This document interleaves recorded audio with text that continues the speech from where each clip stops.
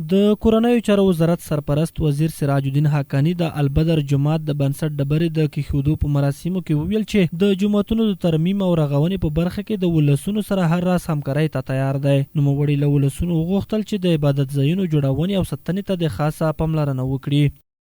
داسې مجلس ما ته نه دی راغلی په ورځ کې چې د مسجد غوښتنه نه وي پکې. بیا چې ډېر کم هغه وي چې مقصد هغه 10 میلیونه 15 میلیونه 20 میلیونه 10 میلیونه مصرف پر راځي.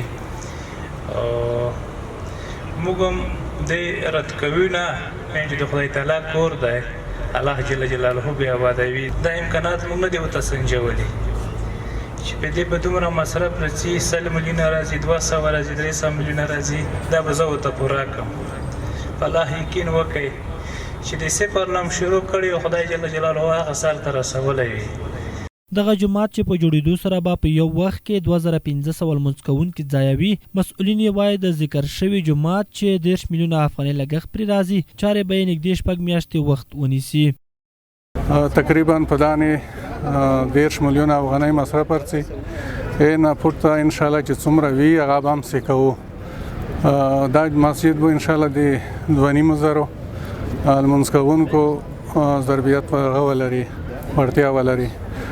خاص ریا حمامونه او د ښځو زنانو دپاره مسجد د امام دپاره او د صفاکارانو دپاره ځانګړی زکړکه ولري.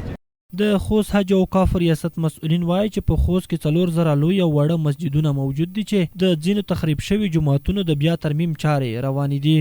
خپل پیشنهادونه مو امیر المؤمنین حفظه الله ته او ریاست الوزرا ته خپل وزارت مقام ته کړي دي نو هغو وعدې راکړي دي انشاءالله دا کار روان هم ده په سپین مسجد باندې کار روان ده او دغه نومونه بله په مټا چینه کې هلته مو یو غټ ستر مسجد جوړیږي.